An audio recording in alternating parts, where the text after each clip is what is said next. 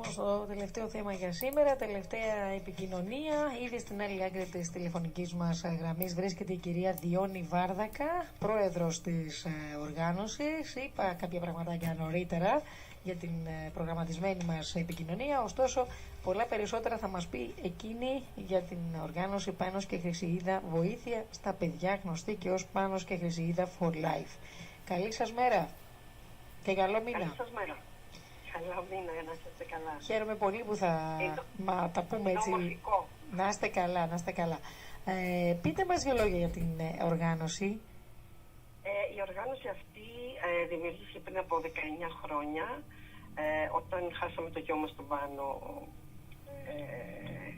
από καρκίνο, και οι φίλοι του και οι συγγενείς αποφασίσαμε να βοηθήσουμε άλλα παιδιά τα οποία φέρανε από αυτή την αρρώστια, γιατί και ο ίδιος όσο ήταν άρρωστος βοήθαγε πάρα πολύ. Έτσι δημιουργήθηκε αυτή η οργάνωση από το τίποτα, από το μηδέν. Και σιγά σιγά καταφέραμε να έχουμε φτάσει τώρα μετά από 19 χρόνια να έχουμε κάνει δράσεις που έχουν περάσει στις 600.000, δράσεις με στόχο να βοηθάμε παιδιά σε ανάγκη, παιδιά που αντιμετωπίζουν προβλήματα υγείας, εγκατάλειψης, μάθησης, και παιδιά που ζουν σε ακριτικές περιοχές. Το 2010 χάθηκε και η Χρυσιίδα, που ήταν φίλη του Πάνου παιδική, και έτσι ενώσαμε τις δυνάμεις μας για να μπορέσουμε να κάνουμε περισσότερα. Και η Χρυσιίδα από την ίδια ασθένεια χάθηκε, όπως ο γιος σας? Όχι, ξαφνικά. Ξαφνικά, μάλιστα. Και έχουμε κάνει πολλές δράσεις σε πολλά ακριτικά μέρη, και αθλητικές δράσεις και εκπαιδευτικές. Έχουμε κάνει ένα νηψιαγωγείο στην Γένεια, το πρώτο που κάναμε. Μπράβο. Και έχουμε κάνει αθλητικές δράσεις στην Ίσυρο, στην Κάσο, και σε πάρα πολλά άλλα μέρη, στο Ήλιον, στη Βόρεια Ελλάδα. Τώρα τελευταία κάνουμε αυτές τις δύο αθλητικές δράσεις, τη μία στη Κίμολο και την άλλη στο Βουργαρέλι, και συνέβη και ένα άλλο γεγονός λυπηρό. Ένα άλλο παιδί 16 χρονών έχασε τη ζωή του ξαφνικά, και αυτό το παιδάκι στον ύπνο του.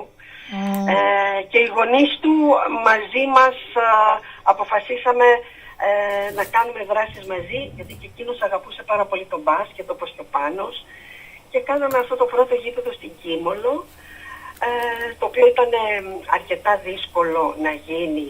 Αν είχαμε και φωτογραφίες θα μπορούσα να σας δείξω τώρα, γιατί είναι μακριά να πάνε τα συνεργεία να προχωρήσουν.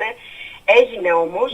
Υπήρξαν δυσκολίες προφανώς, ξέρουμε που είναι η Κίμολος, και γενικότερα και εμείς σαν νησί βιώνουμε δυσκολίες. Οπότε... Ναι, έγινε, αυτό το γήπεδο έγινε από την αρχή. Ναι.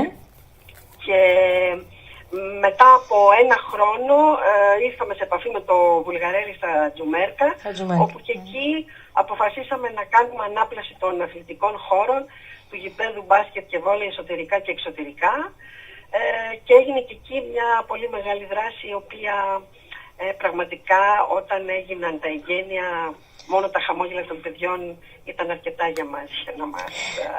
Έχω πάει στο Βουλγαρέλι πριν από πολλά χρόνια και μπορώ να καταλάβω, βλέποντας εκεί την περιοχή, πόσο χαρά θα δώσατε στα παιδάκια εκεί με αυτό το γήπεδο που λέτε. Ναι, ήταν. Και ξέρετε, δεν είναι μόνο όλα αυτά τα έργα που κάναμε, πάντα υπάρχει μια χαρά και μια ικανοποίηση ότι τα τελειώνουμε. Αλλά για μας είναι ότι αισθανόμαστε ότι και τα παιδιά μας που λείπουν είναι κοντά μας. Είναι κοντά μας και χαίρομαι. Πρέπει να σας πω πραγματικά και για το μεγαλείο ψυχής που δείχνετε και το φιλανθρωπικό έργο και η κοινοφελή σκοπή γενικότερα, ότι επιλέγετε και ακριτικά νησιά ή ακριτικές περιοχές ή χωριά απομακρυσμένα όπως είναι το Βουλγαρέλι που είπατε, και φαντάζομαι ότι για σας δεν θα ήταν εύκολα τα πράγματα, κυρία Βάρδακα, στην αρχή, χάνοντας το παιδί σας, να ασχοληθείτε με αυτή την οργάνωση, η οποία όμως έχει κάνει τόσα πολλά πράγματα τώρα. Έχουν περάσει 19 χρόνια από τότε και φαντάζομαι ότι τουλάχιστον νιώθετε μια ικανοποίηση, μια περηφάνεια, και από εκεί ψηλά φαντάζομαι ότι και ο γιος σας θα είναι χαρούμενος. Και ο γιος Και υπερήφανος γι' αυτό. Και ο Άρης και τα 3 παιδιά θα είναι και τα 3 παιδιά για όλα αυτά που κάνουμε. Και ναι, τι να σας πω άλλο, να σας πω ότι... Η επόμενη δράση σας, έτσι για να κλείσουμε σιγά σιγά, η επόμενη δράση που έχει οργάνωση. Ναι, γιατί αρχικά εκτός από όλες αυτές κάνουμε και ιατρικές δράσεις, έτσι. Έχουμε κάνει και θερμοκηπίδες και αναπνευστήρες για νεογνά και στα Γιάννενα και στην Κρήτη. Και τώρα θέλουμε να κάνουμε μία ιατρική δράση. Είναι στα Σκαριά μία παιδική χαρά στην Ικαρία, κοντεύει να τελειώσει. Και σκεφτόμαστε για το επόμενο γηπεδάκι μπάσκετ. Θα δούμε. Δεν μπορώ να σας πω πολλά, γιατί ακόμα δεν είναι σίγουρο. Θα είμαστε εδώ πάντως για οποιαδήποτε άλλη δράση, και εδώ στα νησιά της Δωδεκανήσου υπάρχουν κενά, στα μικρότερα νησιά. Εμείς μπορούμε να πούμε ότι είμαστε σε μια καλύτερη κατάσταση, γιατί είμαστε λίγο μεγαλύτερο νησί. Οπότε, εάν υπάρχει κάτι, βάλτε και στο κάδρο σας και τα Δωδεκάνησα ή γενικότερα το Νότιο Αιγαίο, την περιφέρειά μας, γιατί υπάρχουν πραγματικά. Έχετε κάνει. Τα έχετε δει και. Αλλά αν υπάρχει. Πάντα υπάρχει κάτι. Που πραγματικά αξίζει να βοηθήσουμε, και έχει και παιδιά βέβαια. Γιατί το θέμα είναι να υπάρχουν παιδιά. Δεν είναι μόνο τα παιδιά του καλοκαιριού, είναι να υπάρχουν και παιδιά. Αυτά που θα τα βοηθήσουμε να μείνουν στον τόπο τους, να φύγουν, γιατί θα έχουν κάτι να κάνουν. Και να μην κάθονται στον καναπέ, δηλαδή.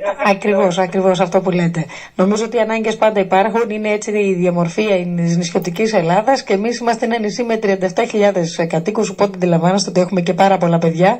Καλά, βέβαια, εντάξει, πώς είναι και μεγάλο. Είναι και μεγάλο νησί, οπότε γι' αυτό είπα βοηθητικά να πάμε στα μικρότερα νησιά του νόμου μας. Να σας ευχαριστήσω. Βεβαίως, και σε συνεργασία μπορούμε να έρθετε και στο νησί, να τα πούμε και από κοντά. Θα πω ακόμα ότι τέλος Νοεμβρίου, στις 30 Νοεμβρίου και 1η Δεκεμβρίου, κάνουμε ένα μπαζάρ όπως κάθε χρόνο. Και είναι η βασική μας δράση για να μαζευτούν κάποια χρήματα εκεί. Και βεβαίως όποιος, είπαμε ότι όποιος δεν μπορεί να έρθει στο μπαζάρ, έστω και να κάνει μία συνδρομή 20 ευρώ ή ό,τι άλλο θέλει στην οργάνωση που, αν μπει μέσα στο βοηθάει με αυτόν τον τρόπο, πάνω σε for Life Org, μπορεί να βοηθήσει για τα επόμενα έργα τα οποία θα κάνουμε. Πάρα πολύ ωραία. Σας ευχαριστώ πάρα πολύ για την επικοινωνία. Να είστε καλά και καλό μήνα, και πολλές επιτυχίες εύχομαι στις δράσεις σας γενικότερα, να πηγαίνουν καλά, γιατί ο σκοπός είναι ιερός. Να είστε καλά. Σας ευχαριστώ πολύ. Ευχαριστώ πολύ. Να είστε καλά και εσείς. Γεια σας.